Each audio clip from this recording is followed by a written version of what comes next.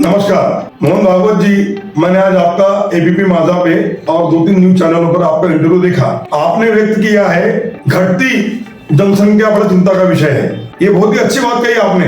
हम सभी भारतवासियों को और साथ में आपको भी इस विषय की चिंता है।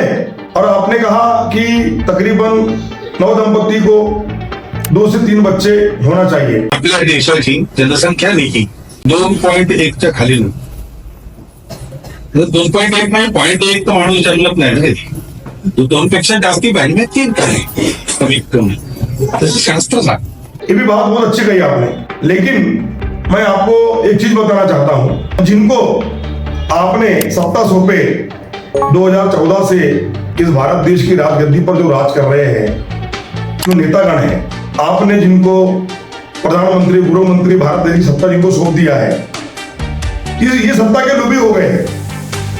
ये लोग पे चलते इनको कुछ समझ में नहीं आ रहा है क्या करना है। जनता के लिए अच्छे काम करना है या कौन सा काम करने से जनता खुश होगी, इनमें बिल्कुल ध्यान नहीं है। इनका ध्यान सिर्फ अपनी राजनीतिक रोटी सेकने में लगा हुआ है। मैं आपको जानकारी के लिए बता दूं, आपने जो बात कही है बहुत ही अच्छी बात कही है और चिंता का विषय है। लेकिन आज नवदंपति को एक बच्चा का जीवन यापन करने में जो तकलीफ का सामना करना पड़ रहा है, आपको ये विषय की जानकारी भी होना चाहिए। 2020 में इंडिया के 320 लाख मिडिल क्लास एक झटके में गरीब बन गए और रिपोर्ट्स के अनुसार तो इंडिया का मिडिल क्लास आगे जाके और भी ज्यादा श्रिंक होता जाएगा। इनफैक्ट जल्द ही इंडिया के लोअर क्लास से भी गरीब होने वाला है। क्यों? आप कभी थैली लेके बाजार जाए और वहां देखे कि उस बाजार में जो सब्जी आप खरीद रहे हो उसके दाम कितने हैं। मैं आपको बताना चाहता हूं कि 2014 के पहले शक्कर के भाव 30 रुपए किलो, आटे का भाव 20 से 22 रुपए किलो, तुअर दाल का भाव 78 से 80 रुपए किलो और पेट्रोल के भाव 65 रुपए लीटर से चालू हुआ करते थे।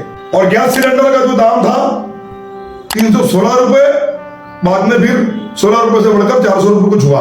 मैं आपको ये बताना चाहता हूं, आप इस चीज को समझिए। समझने की बात ऐसी है कि 2014 के पहले आम इंसान को घर चलाने के लिए मशक्कत करनी पड़ती थी, लेकिन कहीं ना कहीं वो जीवन यापन करते थे। और आज का रेशो क्या है? आज के रेशो में नवदंपति को एक बच्चा पालने में अपना खून सुखाना पड़ रहा है। पहले लेबर जो हुआ करते थे, लेबर की रोजी 400 रुपए थी 2014 के पहले भी, और आज 2024 चल रहा है, तब भी रोजी 400 रुपए है। महंगाई का स्तर बढ़ गया, महंगाई आसमान छू रही है, लेकिन लेबर को आज भी 400 रुपए से 450 रुपए मिलते हैं।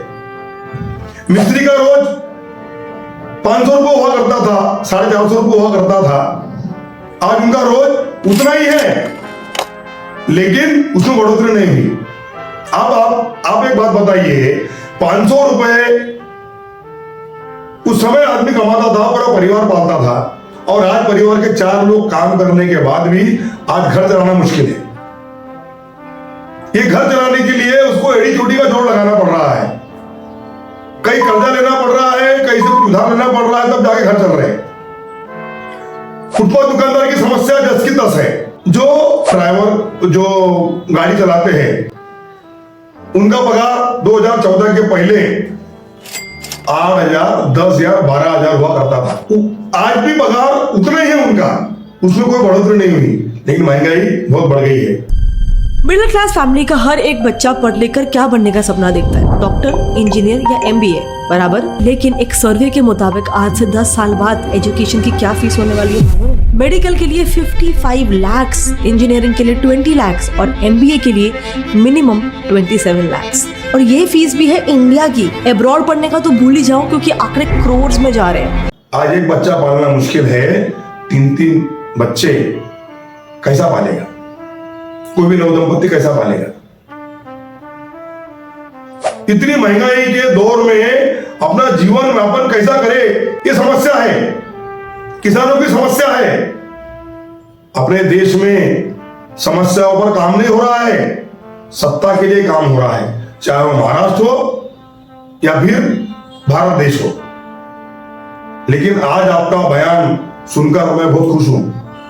मैं आपको ये बताना चाहता हूं ये वीडियो के माध्यम से कि मेरा संदेश अगर आप सुन रहे हैं, ये संदेश जिनको आपने सत्ता में बिठा ले उनको इन चीजों के बारे में अवगत कराइए और इनकी सत्ता की मलाली को खत्म करने का काम आप करें और सबसे पहले महंगाई पे अंकुश लगाने का काम करें और हर भारत देश के नागरिक को अच्छा रोजगार, स्वास्थ्य, सुरक्षा ये देने का काम आप करेंगे, ऐसा मुझे आपसे उम्मीद है।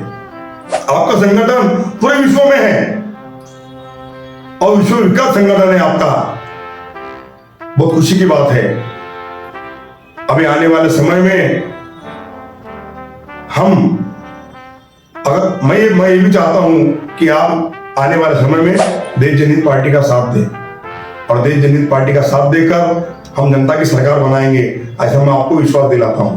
और मुझे पूर्ण विश्वास है कि मैं जो बोल रहा हूं वो आप सुन रहे हैं और मेरी बातों को आप सुनकर इसमें थोड़ा ध्यान दीजिए। बहुत बहुत धन्यवाद।